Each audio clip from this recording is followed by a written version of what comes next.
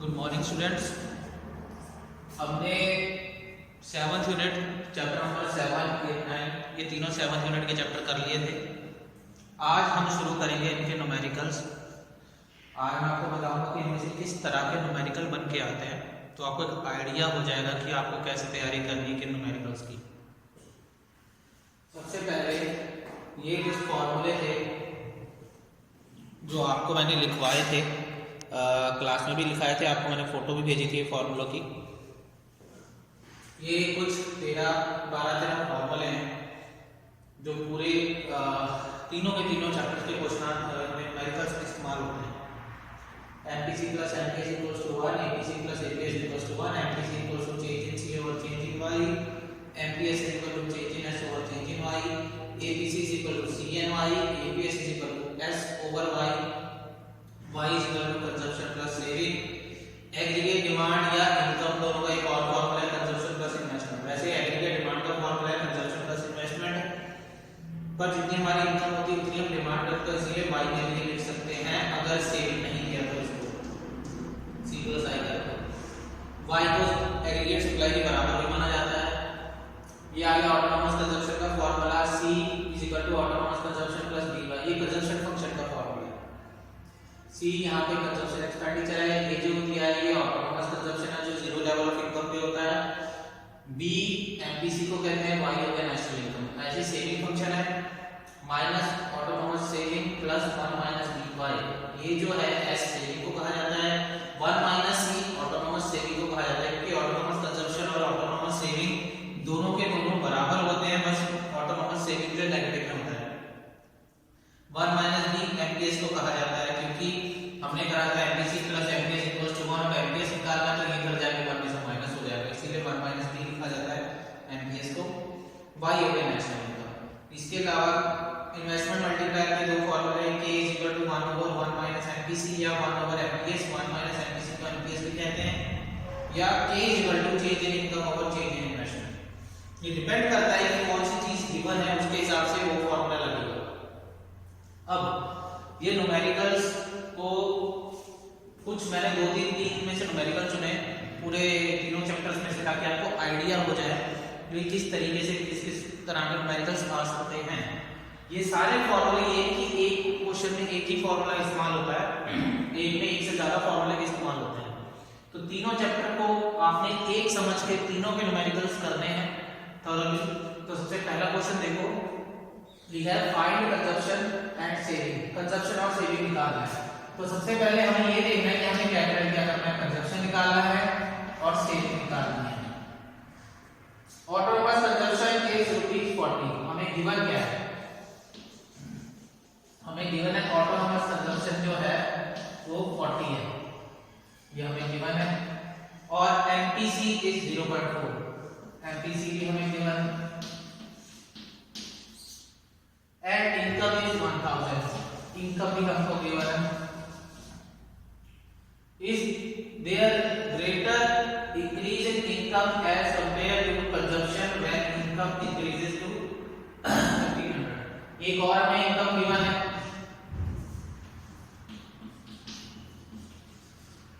दो income given है।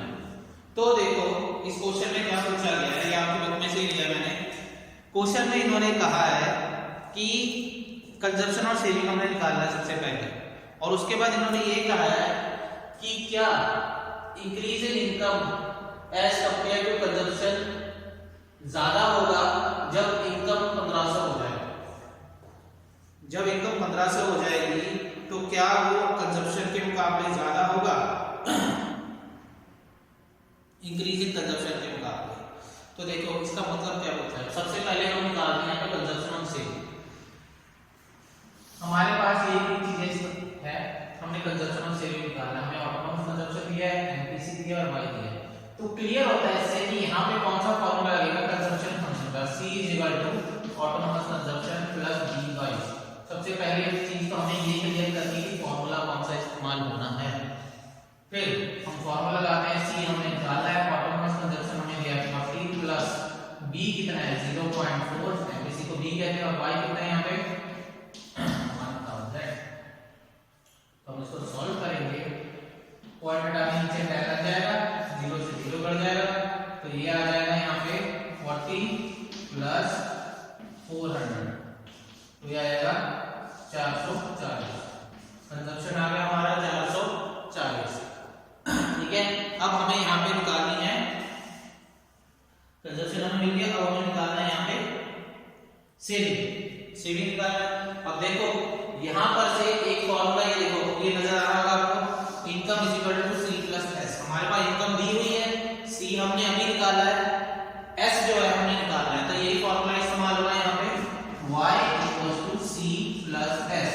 अब हमें एस निकालना है, तो इसमें y minus C equals to S हो जाएगा।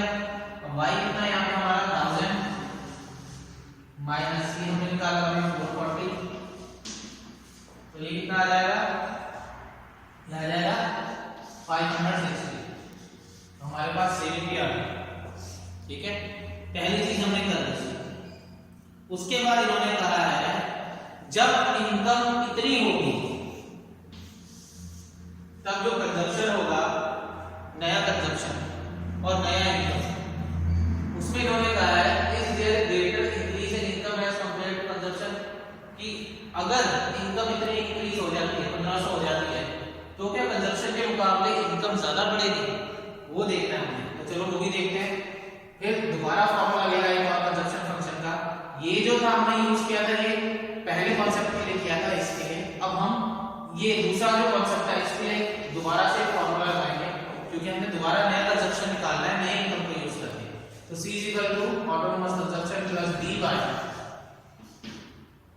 C हमने निकाला है, ऑटोनोमस कंजप्शन वही है हमारे पास 40 प्लस D भी हमारे पास वही है 0.4, और अब इनकम जो है यहाँ पे नया आ गया 1500, तो इसको सॉल्व करेंगे।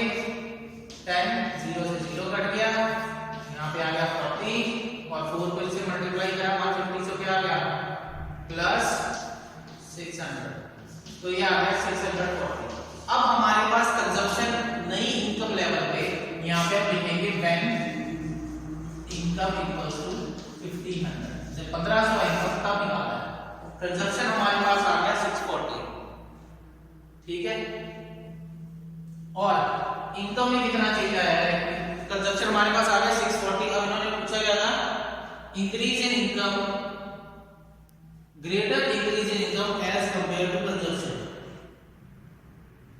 तो अब इन्होंने कहा है कि जब इनकम हमारी चेंज होगी 1500, अब नया कंजप्शन कितना आ गया 640। अब इन्होंने ये कहा है कि जो कंजप्शन में चेंज आया है क्या वो इनकम से ज्यादा है, नहीं, जो इनकम में चेंज आया है क्या वो कंजप्शन से ज्यादा है, ये बोले। तो देखो कंजप्शन में कितना आया, चेंज इन कंजप्शन कितना आया हमारा, पहला कंजप्शन कितना था यहाँ पे 440, दूसरा ये रहा, देखो 640 माइनस 440, कितना चेंज आया कंजप्शन में 0 0, 200 का चेंज आया कंजप्शन में, है ना। और चेंज इन इनकम कितना आया हमारे पास, नया इनकम कितना है 1500, पुराना कितना था 1500। तो क्या इनकम में ज्यादा चेंज आया है एज कंपेयर टू कंजप्शन, यही इन्होंने पूछा था, तो आंसर है yes, the change in income is greater than change in consumption.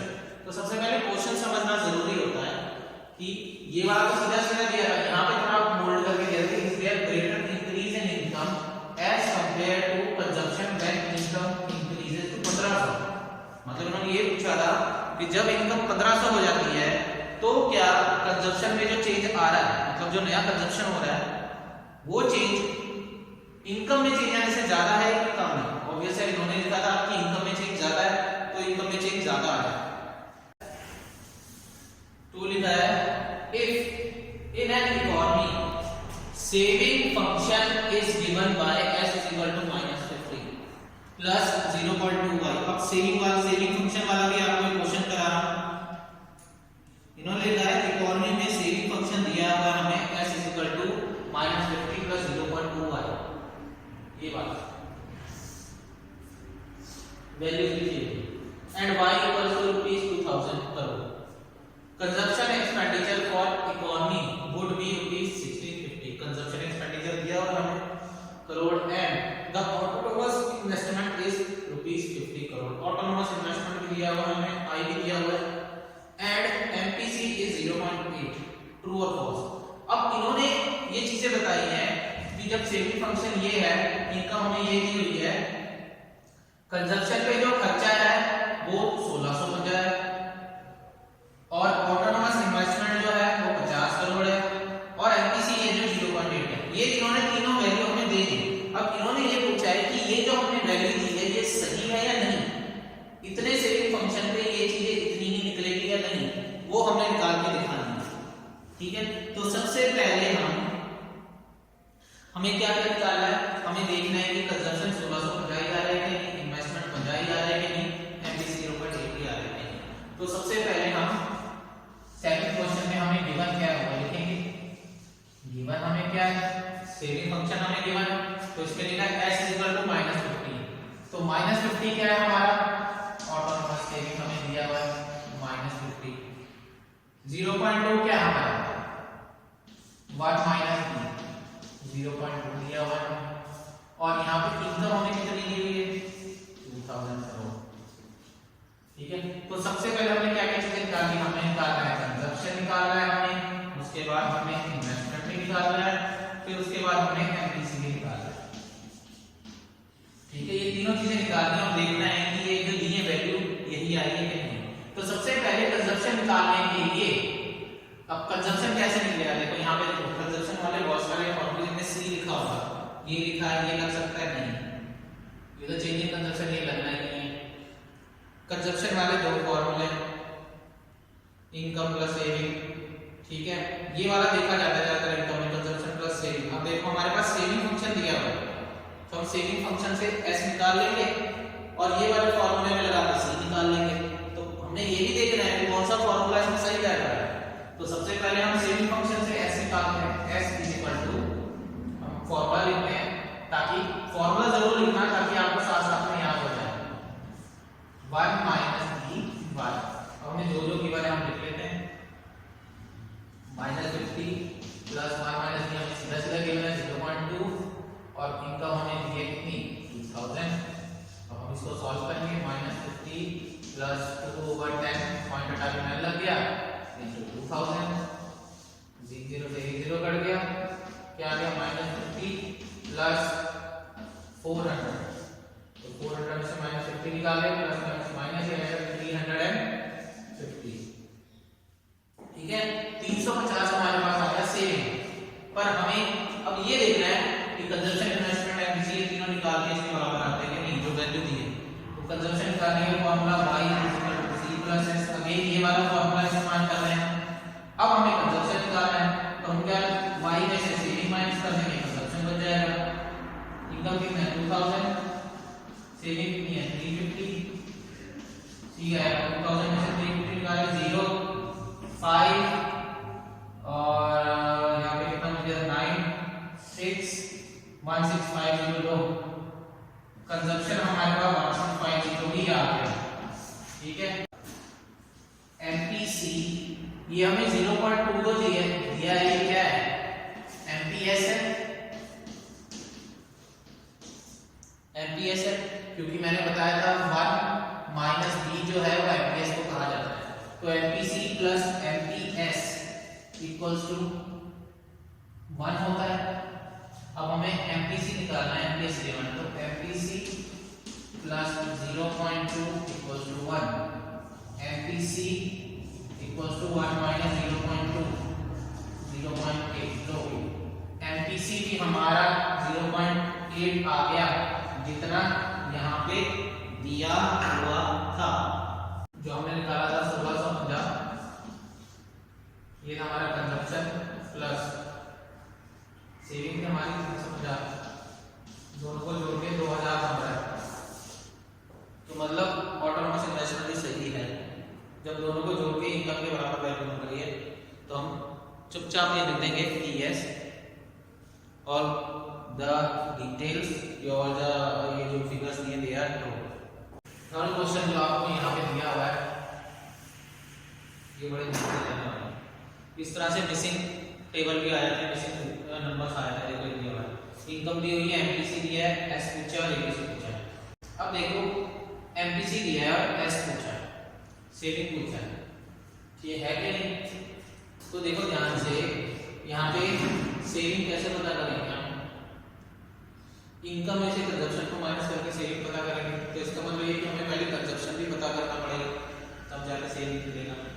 ठीक है, और एबीसी का फॉर्मूला C प्लस वाई है, तो मतलब दोनों में हमें C निकालने की जरूरत है, दोनों केसेस में। तो देखो यहाँ पे इनकम हम ऐसे लिख देंगे 0, 100, 200, 300 हमें दिया है।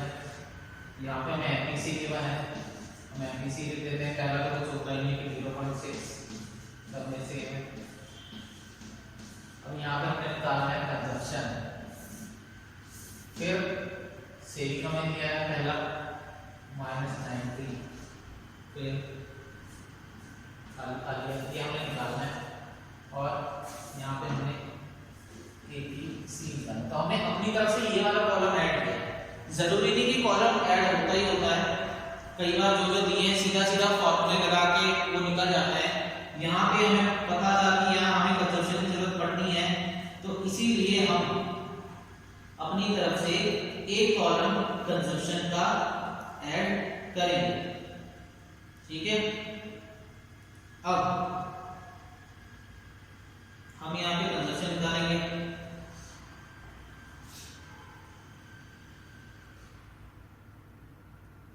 यहाँ पे हम निकालते हैं कंजप्शन के लिए, इससे भी इजी एक और तरीका है। हम इसी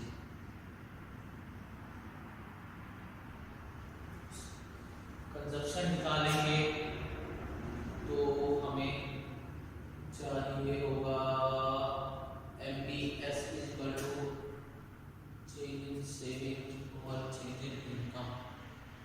और हमने निकालनी यहाँ पे सेविंग निकाल दी है। एक काम करते हैं, कंजप्शन की जगह हम एमपीएस निकालते हैं। यहाँ पे निकालेंगे चेंज इन सेविंग, यहाँ पे आ जाएगा सेविंग और यहाँ पे देखो कैसे निकालेंगे, मैं बताता हूँ। एमपीएस निकालने का फॉर्मूला 1 माइनस एमपीसी, पहले तो कुछ नहीं है, 1 माइनस एमपीसी 0.4, 0.4, 0.4। अब देखो चेंज इन सेविंग के लिए कौन सा फॉर्मूला लगेगा, ये देखो ये वाला फॉर्मूला। चेंज इन सेविंग के लिए इनकम इधर जाके मल्टीप्लाई हो जाएगा एमपीएस के साथ, तो एमपीएस ये रहा, इनकम ये रहा, इन दोनों को मल्टीप्लाई करेंगे तो क्या आएगा 100 into 0.4, 10 से 10 कट गया, क्या आ गया 40। अब चेंज कितने का आया, पहला तो 100 था, दूसरे में देखो एमपीएस कितना है, सेम है 0.4।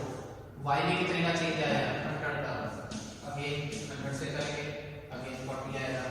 दोबारा एमपीएस 0.4, वाई में कितने का चेंज आया 40 का, तो 40 आ गया। अब हमने एस निकालना है, तो ये चेंज क्या है, ये चेंज इसमें ऐड होता जाएगा। चेंज का देखो जैसे 100 या y है या 0 या 200 है, कितने का चेंज आएगा 100 का चेंज आएगा, 100 इसमें ऐड करा तभी यहाँ पे 200 है। दोबारा कितने का चेंज था 100 का, 100 इसमें ऐड करा तभी यहाँ पे 300 है। ऐसे 40 को इसमें ऐड करेंगे, ये माइनस में बढ़ा था, ये माइनस आएगा, तो 40 को इसमें करेंगे तो यहाँ पे -10 आएगा। अब ये ना 40 को इसमें करेंगे तो यहाँ पे आएगा 130, यहाँ आएगा 30 आएगा। ठीक है, माइनस में आ गया। अब एबीसी का फॉर्मूला है क्या है, S over Y। S over Y तो सेविंग ये रहा, Y जीरो तो पहले में तो कुछ नहीं होगा, -50 ओवर 100 ये हो जाएगा -0.5, देन -10 ओवर 200, तो ये कितना आएगा 10 ओवर 200, 0 से 0 कट गया, ये आएगा यहाँ 1, यहाँ 20, 1 लगा के 0, 0, फिर 0, 0.5, अगेन 0.5 आ गया, फिर 30 है, यहाँ पे 300 है, S ओवर Y 30 ओवर 300, 0 से 0 कट गया, 3 1 जा, 3 10 जा, 10 को इससे करेंगे डिवाइड, तो क्या आ जाएगा 0.1, 0.1 ये आएगा। ठीक है, तो ये सारे के सारे मेथड जो हैं ये अलग अलग केस के हिसाब से अलग अलग फॉर्मूले लगेंगे। तो अपना हमेशा याद रखना 2-3 बातें। एक जो मैंने इसमें बताई थी कि ऑटोनॉमस इन्वेस्टमेंट इनकम से फ्री होता है, तो ये नहीं कि इनकम हमारी इतनी है तो इन्वेस्टमेंट हमारा इतना होगा, नहीं। यहाँ पे ऑटोनॉमस इन्वेस्टमेंट लगाना मतलब सही है, क्योंकि it is free from income, जो एक बार इन्वेस्ट हो गया वो हो गया। फिर यहाँ पे देखो हमने अपनी तरफ से देखा कि कौन सा तरीका ज्यादा एक्यूरेट रहेगा निकालने के लिए, ठीक है। ये सारे के सारे जो मेथड्स हैं इनको आप प्रैक्टिस कीजिएगा, अलग अलग न्यूमेरिकल्स निकाल के देखना, जहाँ पे जो डाउट होगा मुझसे पूछना।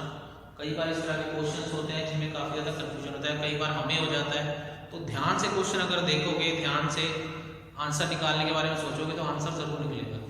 सो ये सारे के सारे आइडिया था न्यूमेरिकल्स का, इस तरह के फॉर्मूले उन समय इस्तेमाल होते हैं, तो इनको प्रैक्टिस कीजिएगा, क्योंकि ये बोर्ड के पेपर में कई बार बहुत बार आते हैं, मिसिंग नंबर हो गया या इस तरह के कोई इक्वेशंस बनते हैं। तो इसी के साथ हमारा मैक्रो का सारा कॉन्सेप्ट सब सिलेबस खत्म हो चुका है। अब हम अगली क्लास में इंडियन इकोनॉमी स्टार्ट करेंगे।